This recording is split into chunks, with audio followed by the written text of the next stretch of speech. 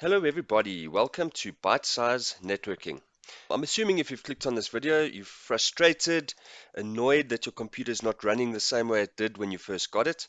And something I can tell you that's a bit encouraging is there's absolutely no reason that it should not run the way it did when you first got it. So let's have a look at 5 tips I have for you to do. I'll take you through them step by step that will assist you in getting better performance out of your Windows 10 device. Okay, speed up tip number 1. We're going to look at startup programs. So what you want to do here is get into your task manager. We can right click anywhere on the taskbar at the bottom and you will see a task manager option there. Once we're in the task manager, the fourth tab at the top is startup programs. Now, what you'll notice for the most part, if you go into your task manager startup programs, almost all of them will be enabled. So as programs are installed on your machine, they will add themselves to the Windows startup, and you don't necessarily want them all running every time you log onto your machine. Specific programs that I would advise against disabling would be things like Microsoft SharePoint, Microsoft OneDrive. You want to leave those enabled so your documents continue to sync in the background, as well as your antivirus or security software. Other than that, personally for me, I disable absolutely everything. If I want a program to open or I want to use a service or feature, I will simply open it when I want to use it. And by doing that, I'm not unnecessarily wasting system resources in the background when I'm not actually using those features or applications. Okay, speed up tip number 2. What we are going to do is disable unwanted services that are auto starting at startup. So what you want to do is press the Windows button and R on your keyboard, type in msconfig and hit enter. That will open up the following window.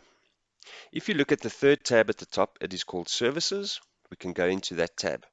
What you want to do firstly is tick this box at the bottom left here that says hide all Microsoft services. We definitely don't want to be disabling those. And furthermore, you want to have a look and identify the services relating to your antivirus software. Those you also do not want to disable. Other than that, there's no issue with disabling all of these services. You can then hit OK. It will prompt you for a system restart. Let's work through all the tips and tricks of the video and do a restart at the end. Okay, speed up tip number 3. What you want to do is click on the start button and type disk cleanup. You'll see the app will appear at the top.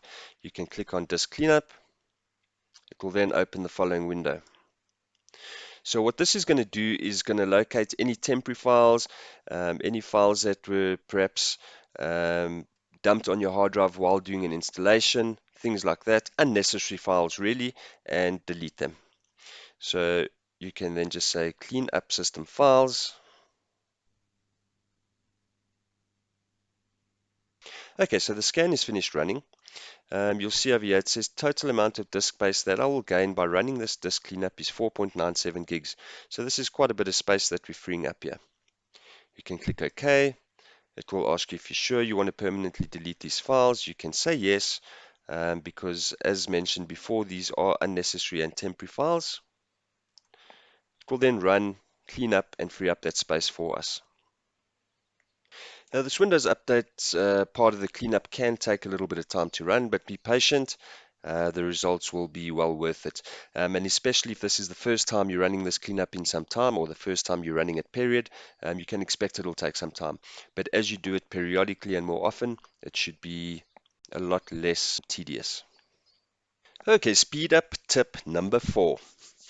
What we're going to do is, again, click on the start button, and this time we're going to search defrag, and you'll see Defrag and Optimize Drives app will show up here.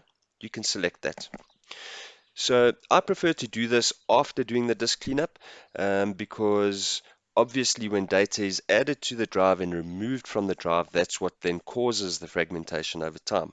So in my opinion, best to do the disk cleanup first, followed by defrag and optimize drives. So once we're in this window here, you'll notice that you have Windows C.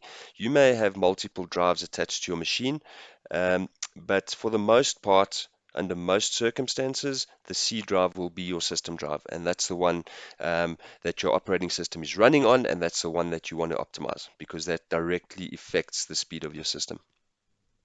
So let's click on the Optimize button. It will then do it.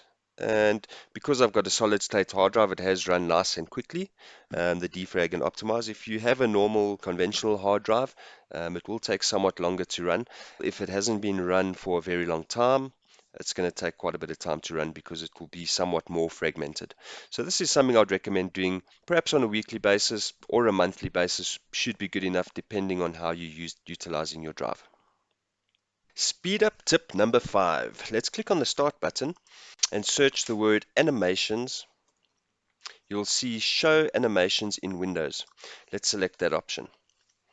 Now if we scroll down a little bit here, you will see simplify and personalize Windows. You have the show animations in Windows, we can turn that off.